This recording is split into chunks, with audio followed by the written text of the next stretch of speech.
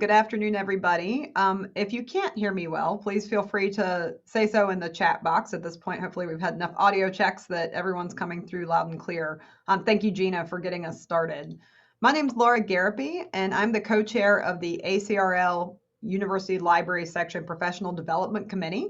I'll be moderating today's program along with my colleague, Sam Harlow, who's also my fellow committee chair, co-chair, I should say. This is one of the ongoing series of online programs sponsored by our committee, and I will drop in the chat box a link to where you can see our full list of programming, which is ever evolving and always being added to. And we're so happy to have you here today for Tapping into Specialist Knowledge, Strategies to Enhance Data Services Support Through Collaboration. Before I introduce our presenters, just go over a few logistics, reiterating in some cases what Gina from ACRL has already mentioned. The session is being recorded, and when the recording is ready, we'll send the link of the video, slides, and any other supplemental documentation to everyone who attended or registered for the program, so that will be widely available for y'all. The program's going to run for an hour total today, including time for questions. Throughout the session, you're welcome to add questions into the chat box. We'll be scooping those up and keeping them in a document to dole back out to our wonderful panelists at the appropriate times. And we'll be sure to acknowledge that we've grabbed your question when we do that. Let's see here. What else do I need to reiterate? Well, I will say one more time, because this is just kind of a Zoom bug, as a feature, not a bug, as they say. As Gina already mentioned, the chat box does default to just sending your chats to all panelists. If you'd like everyone, the attendees of this presentation, to hear or see your comments, please do switch that to all panelists and attendees anytime you're chatting. At the very end of the session today, I will plop in an evaluation link for you to tell us what you thought of today's program, give our presenters some feedback as well. But with those logistics out of the way, I'd like to go ahead and start and introduce our panelists. So first, and I'll invite you all to wave as I introduce you, Taya Atwood is the Data Services Librarian at the University of Massachusetts Amherst. She leads the Data Services program at UMass and works to improve the reproducibility and transparency of research through trainings, advocacy, and policy development. And next up, we have Patricia Condon. She is the Research Data Services Librarian at the University of New Hampshire. In her role, she leads the development and implementation of support services that accommodate growing data management and data literacy needs of the university's research community. And then finally, we have Catherine DeRose. Hello, Catherine. Thank you for being here today.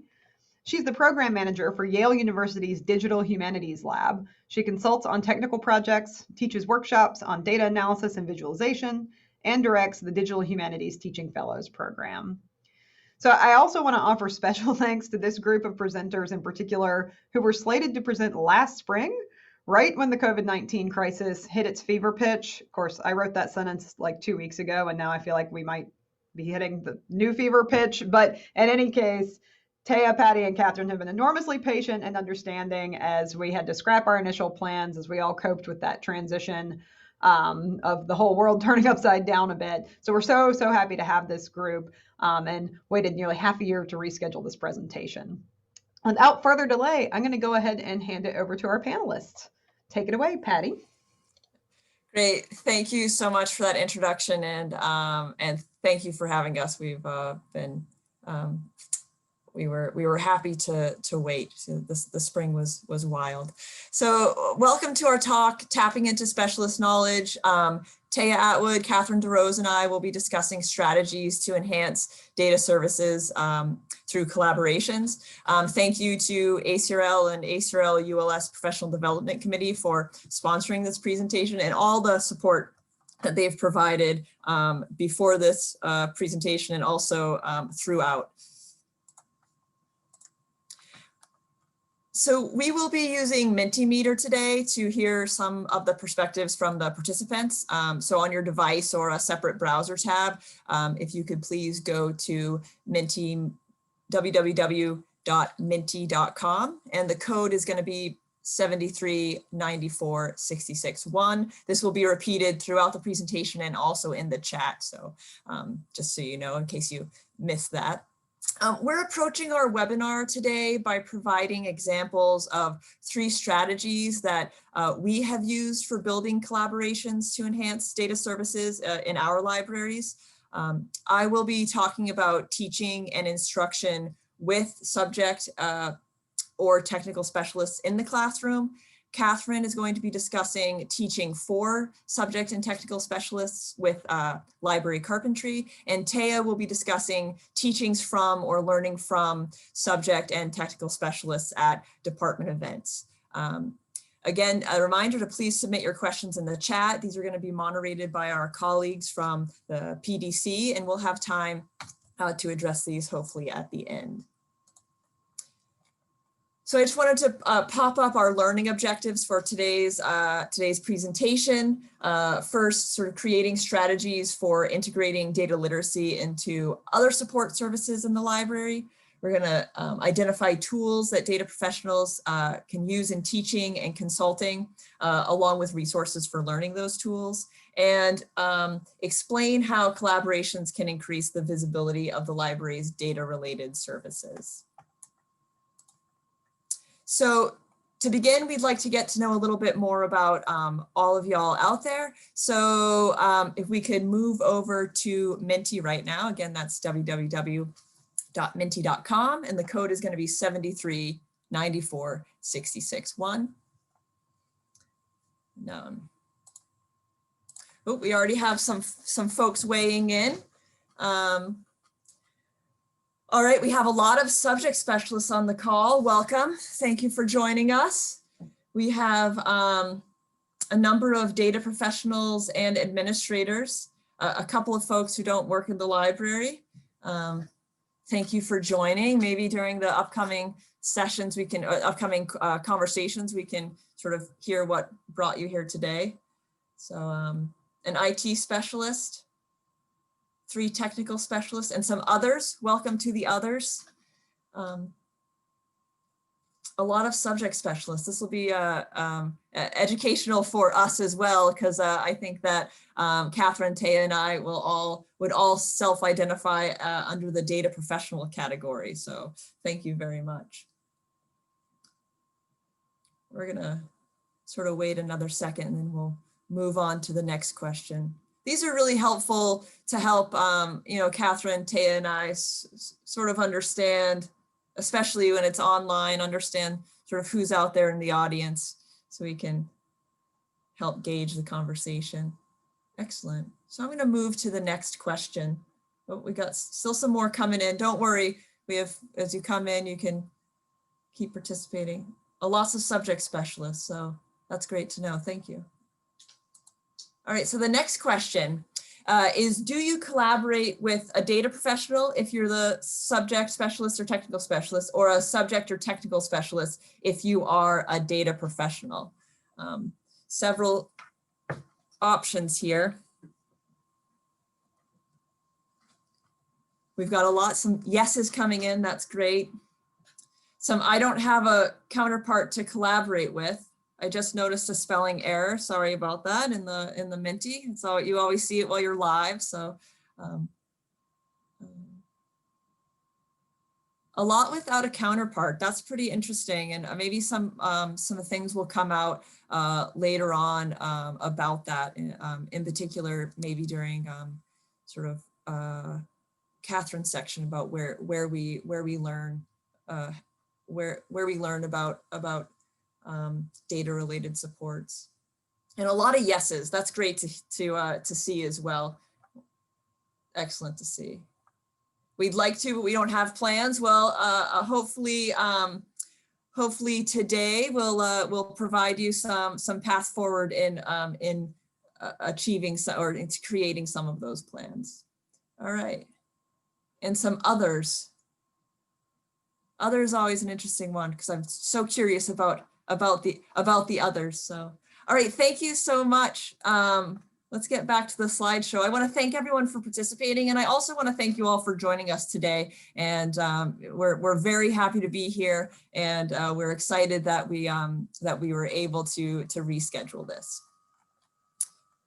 So I'm going to start us off today by talking about one approach that I use when teaching with subject librarians in the classroom. I just want to make a quick note that while we're going to talk about subject specialists, technical specialists, data professionals, subject librarians, we're using those terms very generally because we know that lots of different institutions have different ways of designating staff and librarians, and we want this to be really broad because we also know that the roles that staff and librarians plays are also very broad. So these are, while in particular at UNH, I'm talking about an example where I teach with what I'd refer to as a subject librarian. These can be interchangeable depending on sort of how your institution works with different library staff designations.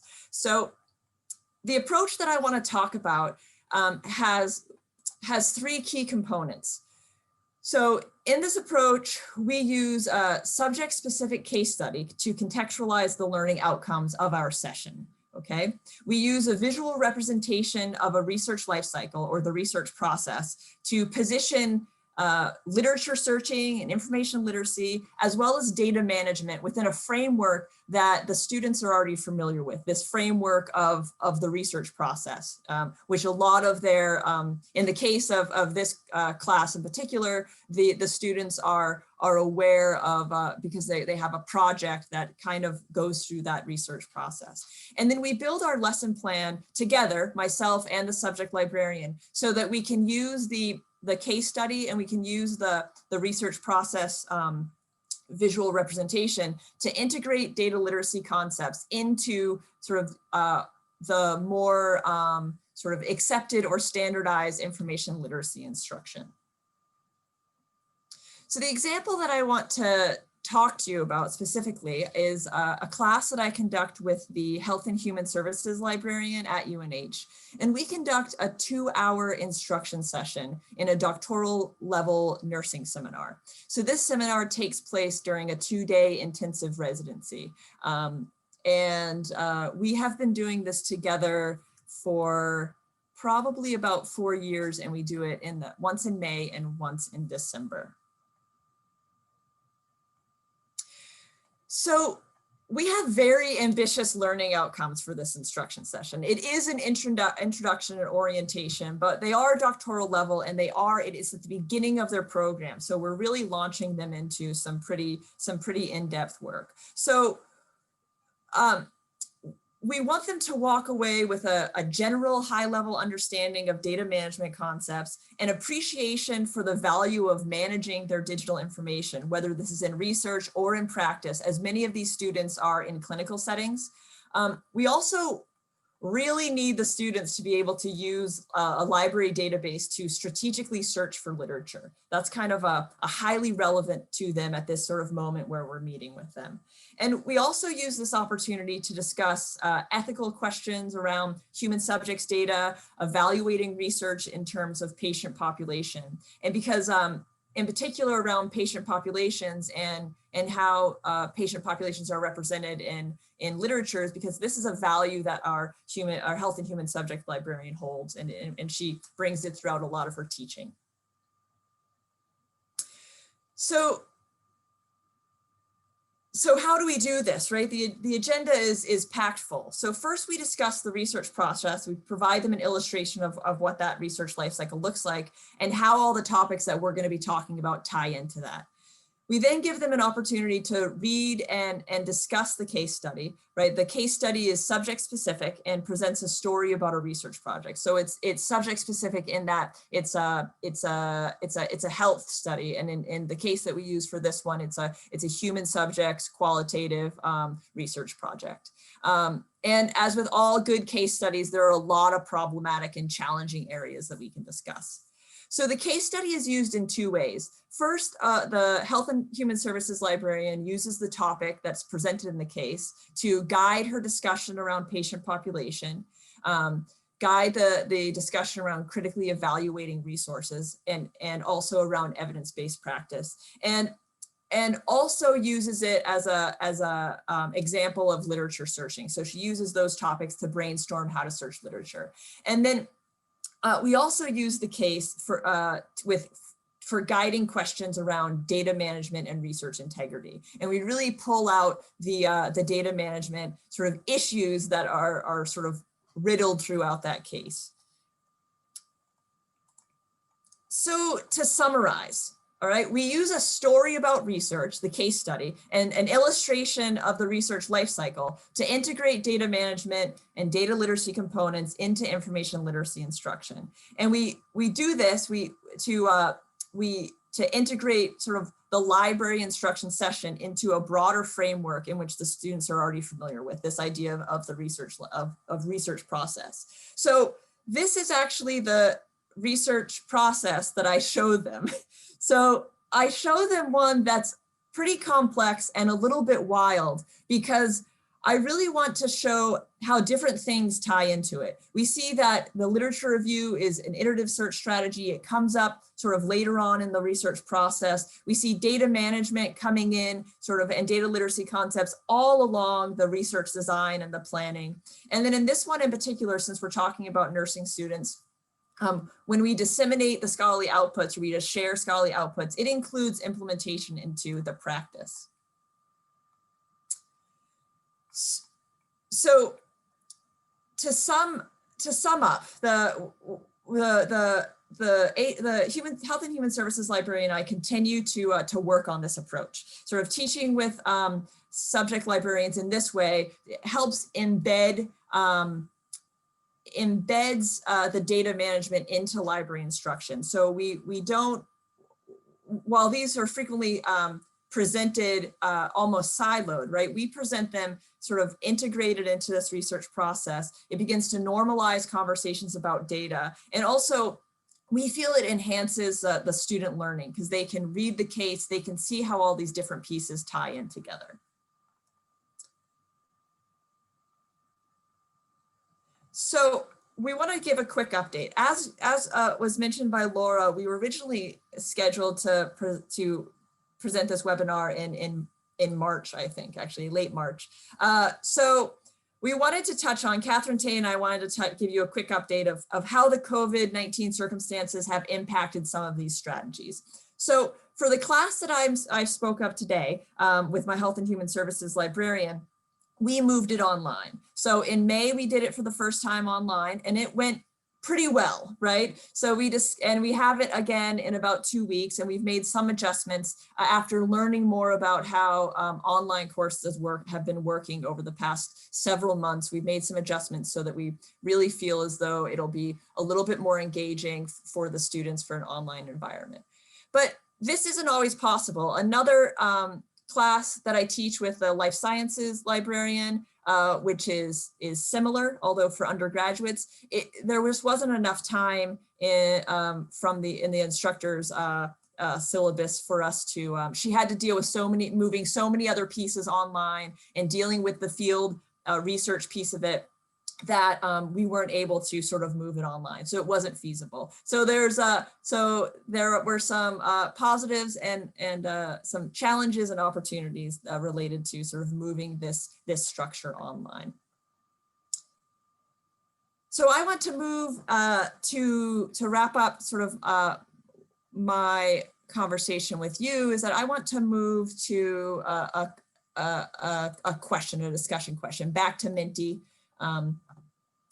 And this question is free text. It's sort of, what are some of the ideas that you have been using or you've had for incorporating data literacy or data management into your library instruction sessions? And maybe these can sort of help other folks who are facing barriers in combining this work, or even who are facing challenges with co-teaching.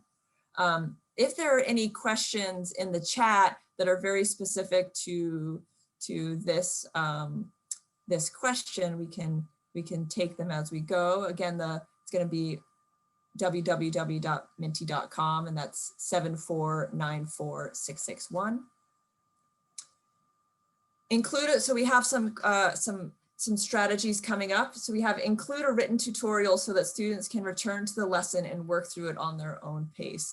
Yeah, that's really a great idea. I think that that, you know, in libraries we lean a lot on libguides, but with the moving online, we've been creating more modules in the online course software, and I think that this written tutorial can be really handy for allowing the students to revisit it later on. Discovering data instead of scholarly articles and show the similarities. Oh, this is a great one too, because the reuse of data and finding data is so challenging for students. We have none yet.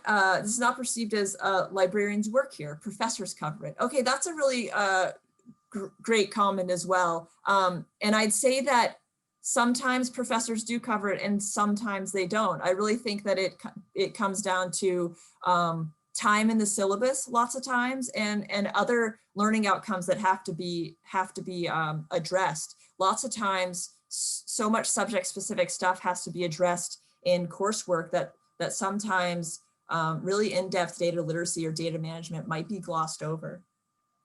Provide template slides and activities for subject librarians. Yep, that's great. I've been working on that sort of at UNH as well, sort of thinking about how to get my subject librarians some things that they can just slide into their presentations or their instruction. Ask the instructor of research course about stumbling blocks students tend to encounter when working with data. This is something that we're doing now in a different project about asking what challenges do students have when working with data? That's a great question to engage the teaching faculty as well. Bringing library instruction into the lab groups so they have real life application. Love that one. If I could give that a +1. Visiting lab groups is something that I really enjoy doing. You can really focus in on what their main issues are, their main data management issues are at that moment. And so you can really tailor the conversation for them. I provide instruction for searching data repositories. That's great. I mean, I would love that instruction. I do it all the time, but there's just so many different places to search that's a really great instruction piece as well. So I just want to say that in Mentimeter, we can create a PDF of these strategies, and we'll be sharing these so that we can with the slides as well, so that you can have access to them. Because these are some really great ideas that I think that we can all maybe consider drawing on. Demonstrate how data has been integrated into an article. That's a really good one too. And the librarian that I instruct this with, sometimes she does that, and she has the students create sort of like on the spot research posters and really pull out that data piece of it too. Create small reusable assets that can be reused in classes. Yeah, that's really important and sustainable, and it can be sort of scalable as well. I want to thank everyone for participating in this. Teaching students how to cite data, another +1 as well. I think that citing data as a scholarly output is something that we really need to think about, and I always try to address as well. Follow links from articles to data sets. That's really interesting, because I think that some people just might not really know that you can do that. So these are great. I want to thank you so much. Again, we'll share these with you. And with that, I'm going to pass the torch on to Catherine. Perfect. Thank you so much, Patty. Hi, everyone. So now that we've heard an example of how data professionals and subject librarians can collaborate to teach sessions for students, I'm going to transition us a little bit into thinking more about potential instruction opportunities that exist for library staff who are interested in expanding their own digital skill sets. And for an example, I'll be drawing on my experience working with the Carpentries organization, which includes a library carpentry subgroup that more and more libraries have been turning to in order to scale up local data support services on campus. And so to start, what is the Carpentries? Well, the Carpentries is a nonprofit organization that's based in California, but is really run globally. Their charge is to teach what they call foundational coding.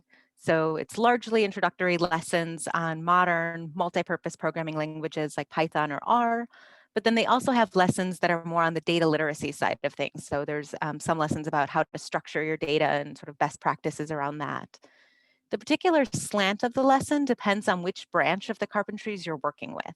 And there are 3 in total. There's software carpentry, which is more general computing. It's a little more on the science side in the example data sets that they use. There's data carpentry. These include more specialized lessons that are tailored to specific disciplines. So there's Python for bioinformatics or for economists. And then there's library carpentry, and this teaches computation for library-centric tasks.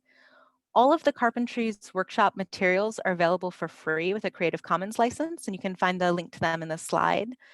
The catch is that you can't say you've taken one of their workshops unless it was taught by a certified carpentry instructor.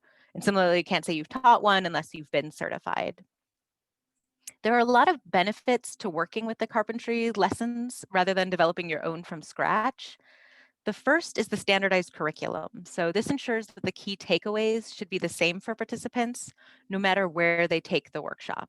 There's also a series of Carpentries volunteers who maintain the lessons to ensure they're up to date.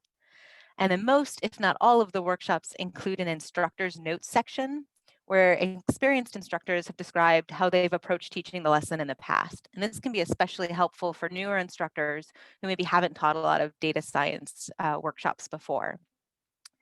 For how you can get involved with the Carpentries. You can pay to have Carpentries instructors come to your campus to teach an official 2-day workshop, and there are virtual options for that now. But you can also send your staff to the Carpentries instructor training, and then your staff will be certified to teach workshops on your campus at no additional cost after that upfront training expense. And that's the scenario I'll talk about now. So sending staff for carpentry certification does cost money up front, but the Carpentries organization has been willing to work with consortia to help defray those costs. So in 2017, Yale joined Brown, Dartmouth, Tufts, UMass Amherst, Harvard, and Mount Holyoke to form the New England Software Carpentry Library Consortium, NESCLIC for short. And the members list for NESCLIC has continued to expand. So if you're on the East Coast or kind of on the East Coast and are interested, please do reach out. Through NESCLIC, the institutions share the Carpentries membership, and each can then send a handful of instructors to the 2-day instructor training for a reduced cost. The additional upside of forming NESCLIC is that it's helped establish a regional network of library staff who have some responsibility for supporting data efforts on their campus. It's actually how Taya and I first met. So that's been a really great group. The 2-day instructor training that comes with the Carpentries membership is unique in that it's a series of lessons that focus on pedagogical training. So they won't teach you Python, rather they'll teach you how to teach Python. To date, Yale has sent around 12 library staff members for training, which is nice because it generally takes 2 to 3 people to teach a 2-day workshop. So we can tag people in and out depending on their availability or their particular penchant for teaching one lesson over another. The staff members we've sent or who are going through the training now come from all over the library. So we have people from the Digital Humanities Lab where I am, from the Social Science and Science Library, from the Medical Library, Law Library, Preservation Department, the list goes on. And they include both data professionals and subject specialists. For more on the benefits of the Carpentries workshops, and I think we can go to the next slide. Thank you, Patty. The workshops are designed to contextualize digital tools by showing where, when, how, and why you would use them. So for example, the library carpentry lesson on the tool OpenRefine focuses on how it can be used for transforming and aligning metadata records en masse. For the exercises, participants work with the directory of open access journals, so it's a real data set that you're using. Since the sessions are typically 2 days, instructors can scaffold how the lessons are presented so that they build from one another. So you might start the morning off by teaching OpenRefine for standardizing data. Then in the afternoon, you can work with that same data in Python to show how you might analyze or further process it. So you have something resembling a realistic data workflow. And I wanted to emphasize again the value to using a meaningful data set in the workshop as opposed to random data. In my experience, working with a familiar data set decreases some of the barriers to learning data science tools. So for instance, software carpentry Python uses inflammation data in their lesson. Now I'm a humanist by training, and when I work with that data, I'm spending half the time just figuring out how to interpret that data, let alone how to do something with it in Python. So there's an extra translation step that I have to take before I can figure out how Python's useful to my work with literary texts. whereas the library carpentry Python lesson uses a more general data set that makes it a bit easier for me to identify how it might be helpful for my own workflow. So I'd recommend picking and choosing from across the Carpentries ecosystem to pick the lessons that are more tailored to your audience. And for a quick look at one carpentry session in practice, at Yale, we've offered carpentry workshops that have been open to students, faculty, and staff all together, but we've also offered several sessions that are just open to library staff. And these have emerged from requests we've received from subject and tech services librarians who want to take the sessions to expedite their own workflows and or to help with the advising of patrons who come to them with data-related questions. For all of the workshops, we do try to cap attendance at around 20 people just to have a manageable group. In terms of how the 2 days are structured, we typically have 3 carpentry instructors on hand. When one of them is teaching, the other 2 act as helpers, fielding individual questions as they emerge. Since finding 2 consecutive days when staff are available is tricky, we try to schedule workshops between semesters or over longer breaks like spring break when fewer students are on campus. One side note is that the Carpentries does now allow for half-day sessions that can be stitched together to count as an official workshop. This is something they were thinking about for a while, but that COVID hastened on. So unsurprisingly, official sessions can also be virtual now in addition to in person. So that has helped a little bit with scheduling.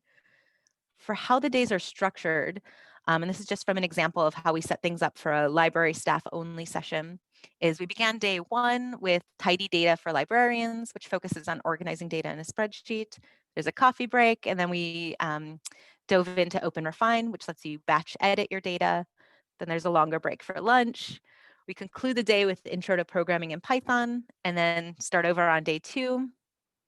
We begin with the Unix shell, which provides a way for communicating directly with your computer where you can write a single command and it will edit thousands of files for you. Shell tends to take up the whole morning, still with a coffee break mixed in. And then there's lunch again, and then day 2 finishes up with more Python. In terms of outcomes from these workshops, we can go to the next slide.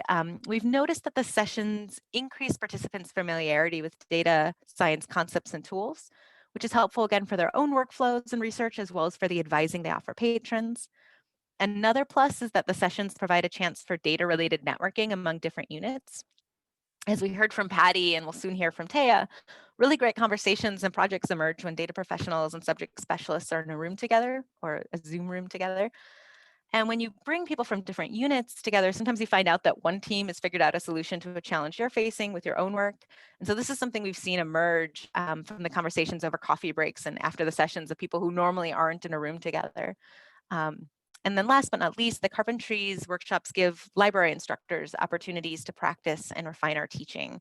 So even if the content we teach more regularly looks different, some of the pedagogical principles remain the same. And for next steps, we've heard from past participants that they want to come together as a group again, both to have more practice with the tools so that they're reinforcing what they learned and don't forget them, but also to have some, to maybe as a group take on some real projects within the library together. And so we're going to hold a virtual session of some kind in the near future. We also have another cohort of library staff who are going to take instructor training this year as well. And then before I turn things over to Taya, we put together a couple additional questions in Menti that we would love your input on. One is, where do you go for tool or data support on campus? The other is, what opportunities do you have for professional development in this area? And that can be on or off campus. And the motivation behind these questions is really that we're hoping the answers might provide further ideas for colleagues who are wanting to deepen their data-related skill sets, but might not yet know where to go. And as Patty said, we'll be really happy to share the results and distribute them after the webinar so that we can have sort of a nice list of resources, both local and sort of external resources on where you might go if you're interested in doing more with data. Academic technology services, yes, they're a great one on my campus as well. And that's especially helpful too, like it's helpful for data in the classroom and teaching data specifically in the classroom. Institutional research. Yeah, it's a lot of institutional research offices. That's terrific to see. We have a data support services committee at Yale, and we have folks from our institutional research office there as well. Usually I'm the support, so I go to the internet. Yes, I love that one and I hear that one. I once taught a data workshop and I was Googling a lot during it, and I was doing it as a pedagogical way to show that a lot of times like you have to Google to find the answer, and just learning how to phrase your Google parameter can be the part that's helpful. And so it was really funny because the students were like, we're Googling a lot. It's like, if nothing else, I want you to come away from this workshop knowing how to Google so you can find the answer to your question.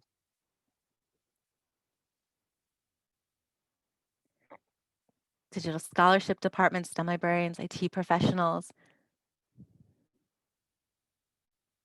Yeah, so what I'm starting to see is, and hopefully is becoming clear to everyone looking at the Mentimeter, is that data services are really spread across campuses and they're spread across disciplines. So I mentioned I'm in a digital humanities lab, but I'm often collaborating with my colleagues in the social sciences and sciences because we're using similar methods, even if we're asking different questions of those methods.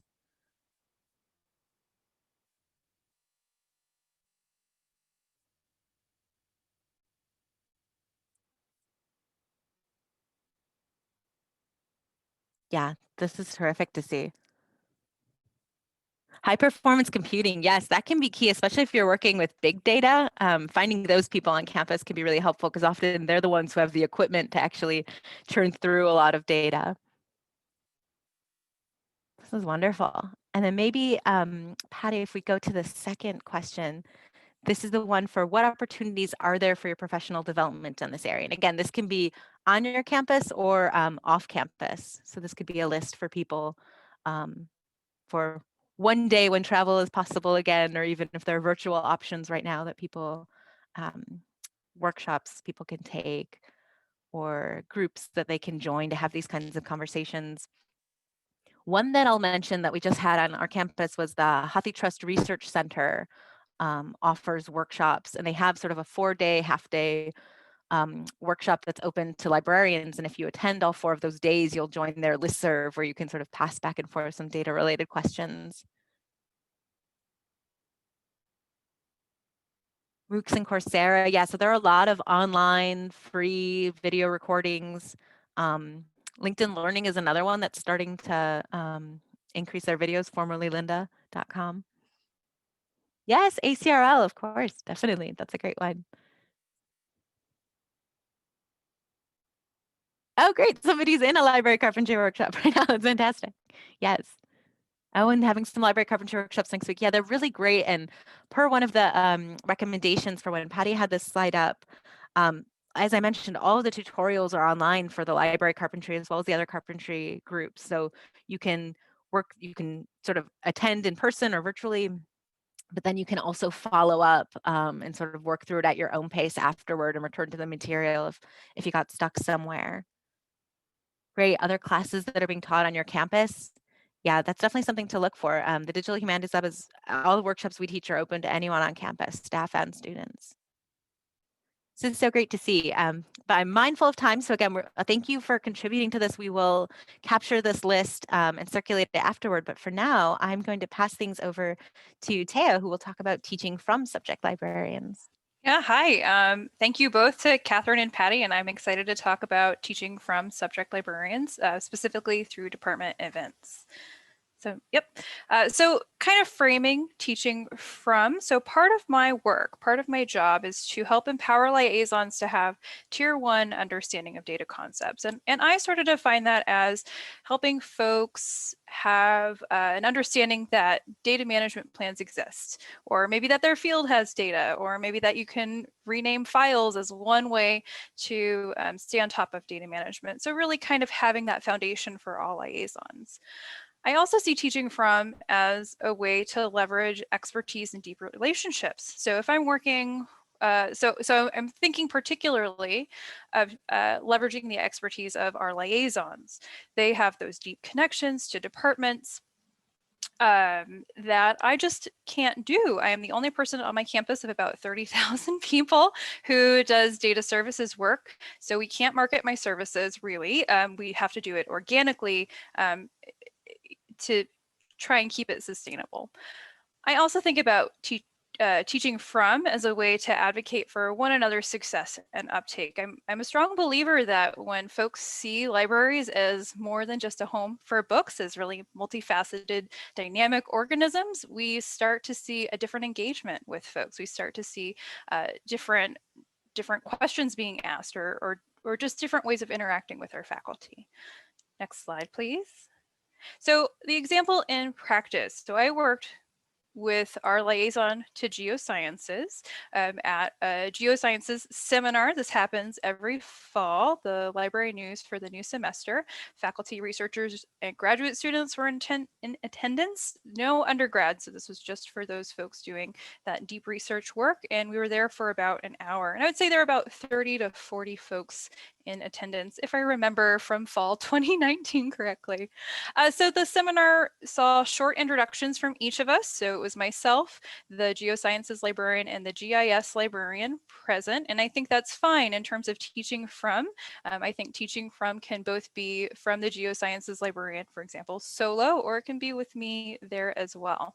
So we had those short introductions, and then most of the hour was an open Q&A from faculty and graduate students. And I was really appreciative that the Geosciences librarian also had us take notes. So when one of us wasn't speaking, we would be taking notes on the questions that the faculty were asking us. So that was a really nice way to kind of capture the narrative of the day.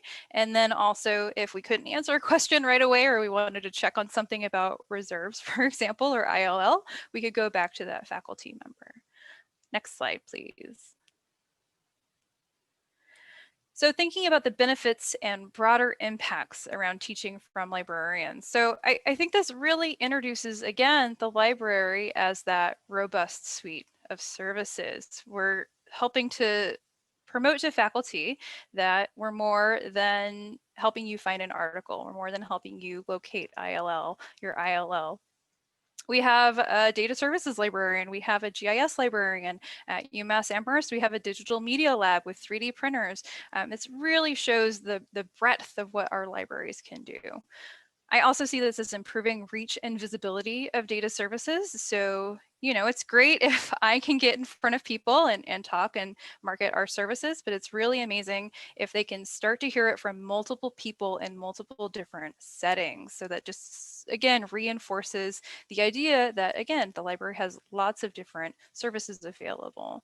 And like Patty mentioned, and I believe that Catherine also alluded to, this starts to normalize those conversations about data. I feel really strongly about this, and I feel like there's that deficit that a lot of graduate students or even faculty have in thinking about data and thinking about standards or metadata. So when it comes from your liaison on top of your data services librarian, it really starts to normalize those conversations and start to move that needle. And I think this also demystifies the work of librarians. So again, we're being seen in multiple different ways. And then you can see, oh gosh, we've got that specialized work that librarians can do. You've got a GIS specialist who is really deeply involved in that work. Next slide, please. So pre-COVID, I had wonderful ideas to visit the Geosciences department again. And then I'd hope to work with other liaisons at similar events. And then a big goal of mine was to work with liaisons to improve their base understanding around data services. So maybe what training they would like to see, what do they need to know for Tier 1? What do they feel comfortable with? Who are my champion liaisons? Who can I work with a little bit more deeply to really expand their knowledge in a way that they want to grow. Next slide. And then in reality, everything got put on pause. This was in part, I recognize that our liaisons were, their work also shifted pretty significantly. So working with the liaisons was put on pause. I felt in part okay doing that because I did develop a website that provides some of that base information to our liaisons as well as to faculty. So if liaisons really want to pursue that, they're able to, and that information exists in our university. I think the big thing that happened for me as well was I pivoted to other major projects and leadership possibilities and responsibilities. The one I'm really excited about is we are seeing some major momentum on a strategic plan for research data. So I helped to co-author this, and I'm giving lots of presentations on our campus and starting to do this again. I'm involved in an Ithaca SNR Big Data project. I'm chairing a couple committees. I'm chairing a couple more that aren't here listed here, and I've just been asked to sit on 2 more committees. So my leadership responsibilities are going through the roof. And you know, I work in collaboration with my supervisor, of course, so everybody's on the same page about these expectations. So next slide, please.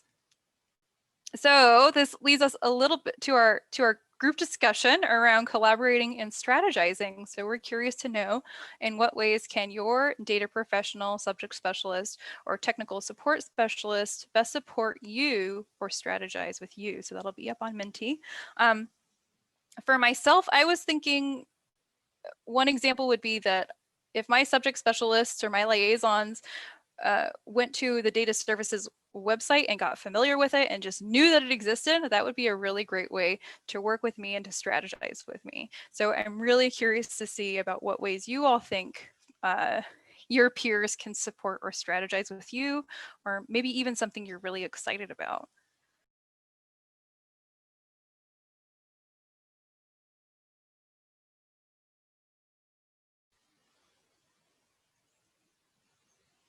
Ooh, online learning webinars. Yes. Can I share the website I designed for achieving Tier 1 expertise? I can share it, sure. Though I don't know how effective it is, right?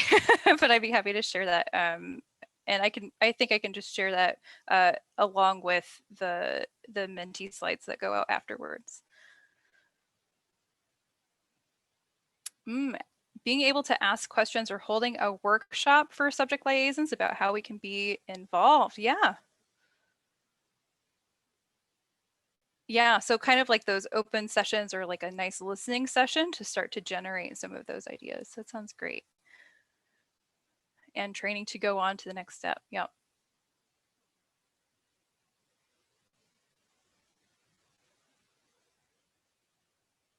Giving perspective on data that students and faculty are using. Interesting, yeah. And co-teaching, right? That can be really challenging, but it can happen. I know it can. I have confidence. And more collaborating on online tools. This is great, yeah. And then specifically to assist on data deposit for data repositories, yeah. I think that would be helpful to a lot of folks.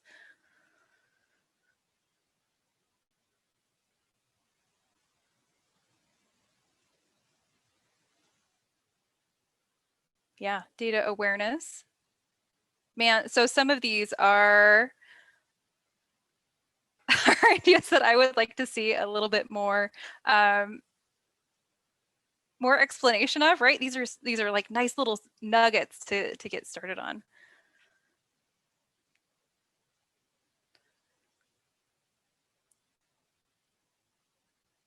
Fundamental data literacy needs across the curriculum. Wow, yeah.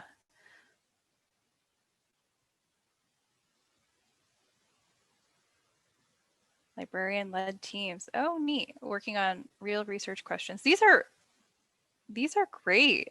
So I think keep them coming. Patty, if you want to move to our final slide, I'll go ahead and wrap it up, and then we can move into our Q&A. Can I ask you a quick question? Yeah. One of these, Taya, says, be clear about what is tier 1 when the subject librarian can do the instruction and when to pull the data librarian in. Do you have any thoughts on that with your tier 1 category? Just very quickly. Yeah, I'd have to think about it more, but be clear about what is tier 1 when the subject librarian can and should do the instruction. So one thing I think is that could be a cool co-teaching opportunity. I think that can be something that folks can grow together with. So as someone understands what is their understanding of tier 1, they can become comfortable and then start to include the data services librarian. That's a really interesting question, because part of me also thinks, how dependent is it on each subject, right? So I think about folks in potentially computer science have a very different entry level into their field, or into when they're doing research, versus someone in linguistics, or maybe the humanities, or just the many different types of research that happen. So I think that tier 1 could be different based on each subject librarian, and when to pull in the data librarian. Yeah, that's a good question. Maybe the data librarian is there for those more specific. Maybe the data librarian comes in when you need those more heavy technical chops. I think it also depends on the strength of your particular data librarian, right? So I've been pretty deep in writing policy, writing strategic plan right now. So coming in and co-teaching a class in that capacity wouldn't necessarily be one of my strengths, to admit one of my own not negatives, but one of my own gaps in my own career right now. So to wrap up, hopefully you all have some strategies for integrating data literacy into other support services in the library. So Patty had this great example of building an instruction session with a colleague and really embedding and incorporating data literacy. Catherine talked with us about instruction opportunities to expand skill sets through the Carpentries and tools that data professionals use in teaching and consulting. And ideally, you have a few ideas for how to collaborate with your data people from me. Yeah, and then I think that's all. So we have our question and answer session up now. Our contact information is up there. Feel free to reach out. But yeah, I think now we're happy to take any questions from the audience. And Taya, I think that what you said to address that was very true. I think that like the amount that it depends on the individuals involved is actually, as you were talking, I was like, yeah, it's a curse of my job is well, it depends, and I think it's the answer as well. So thanks for. So this is Sam, one of the ACRL moderators. So the first question that we had in the chat was for Catherine. Can you state the Hattie Trust unit you mentioned about training? Absolutely, yes. Thank you for the question. So it's the Hattie Trust Research Center, HTRC. And I'll actually put in the chat right now 2 links to their workshops. So one is just their general workshops page where they'll list the workshops and include sort of information about how you can get involved in them. And then the second is the library instruction page that they've started to put together with a bunch of their materials for how they're approaching teaching data to students. And as I said, yeah, these were 4-day, half-day workshops. The first 3 were open to anyone on campus to attend, and the last one was just for librarians to talk about really library-specific instruction. Okay, so the next question in order is, can you give us a sense of boundaries between IT and librarians so we don't trespass on their territory or miss out on their expertise? I'll take a quick stab at this because I think it depends on your organization. I guess part of from my perspective, for my campus, thinking on stepping on different toes would be our Institute for Social Science Research. And I would reach out to them. And one thing I plan on doing is seeing what they're offering and kind of seeing how what they're offering overlaps with the gaps that I see on campus, or how I think our campus should grow our data services offerings. So I think that open communication is part of it, but I also recognize that that can be really challenging. Our IT department can at times be a tough nut to crack, because you don't necessarily know who to talk to. But I think just starting with someone, we actually, after a very long time, we have a couple of really great champions in IT around data services. So it's going to take time. It's my thought. But that I think that open communication and that regular communication can really take you quite far. I'll plus one the open communication. I really do think that that is key. I think that librarians and IT professionals, we often speak very different languages. From on my campus, I haven't worked very much with what I would call central IT, but I work very closely with the Research Computing Center, which would be research IT. And I think that they're one of my closest collaborators. And so I've spent 5 years, 5.5 years, really cultivating this relationship so that we are, so that we've identified together where those boundaries are. And I will, so in my role, my expertise differs, I think, a lot from Catherine's, where I think that she's a little bit more technical, and I can be very much more high level. So in terms of where I'm dangerous and where I'm capable, like that line is a lot clearer for me. So I know when to hand off to the sort of the research computing, because I don't want to get sort of into that muddy area. So I think, again, it has to do with personalities and expertise and open communication. And I think that that's really, it was really helpful, but it's probably campus by campus. Yeah, and I'll just say from the technical side, at least between the Digital Humanities Lab and our library IT, it tends to be around the DH Lab. We'll do things where we're really experimental with data. So it's just trying off experiments, one-off projects, whereas library IT, that's where we'll give sort of the stable projects that we want to have more longevity to them. So there's 3 minutes left and we have 2 more questions. So if there are any other questions, feel free to put them in the chat and I'll try to collect them for the panelists to get in touch with you later. But just for the sake of time, I'm gonna say both of the questions. So all 3 of y'all can answer them in case it goes slightly over 3. But the first one is, any recommendations on key resources, techniques for speaking about data literacy and GIS?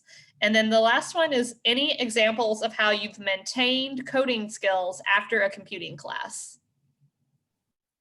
For the GIS one, I can say, so Esri, sort of one of the big industry conglomerates for mapping software, they do an education user conference every summer. So you might have heard of their main Esri user conference, but there's an education one as well. And those usually, the video recordings, I think at least some of them are free this year because it was all recorded. And so I would actually go to their site and look at some of their videos because they have people sort of talking about GIS and data literacy there. And for the coding one, I think that Catherine really made a great point where about the meaningfulness of a data set to you in order to learn. So what I do is, because I want to enhance my coding skills and my computational skills. So I find a data set that means something to me, either a project that I'm doing or one that I'm familiar with, and I practice on that. And if maybe it's going to turn into a project or that I'm working on, but it's really finding something that I know I have questions for it. I know what it means. I know what I'm looking for, and I practice. That's how I maintain. So. Yeah, and I'll chime in that when you don't practice, that's my problem. If I don't have something to practice on, there are so many other things I have to focus on that it does fall by the wayside. So that I just try not to beat myself up over it. I'll jump in and say thank you so much to our attendees for the excellent questions and engagement. And thank you so much to Taya, Patty, and Catherine for the wonderful presentation, impeccably organized, and again, patiently and long awaited to actually be able to share this content. We're so glad. I also want to give another quick thank you to both Gina, Parsons Diamond, and Elois Sharp, both of whom are with ACRL and critical players in helping us get all of these set up in advance. I've dropped an evaluation link a couple times in the chat box. I'll do that again in just a moment. But since it is the end of our time together, just want to thank you all again for attending, and please do be on the lookout for emails on listservs and other such places for more programming from the ACRL ULS Professional Development Committee. And panelists, thank you. We'll be in touch after the fact to gather all the materials, final slides, things like that, so we can send this out to this group and other registrants. So with that said, thank you so much, and everyone have a great day. Thank you all so much. Thank you.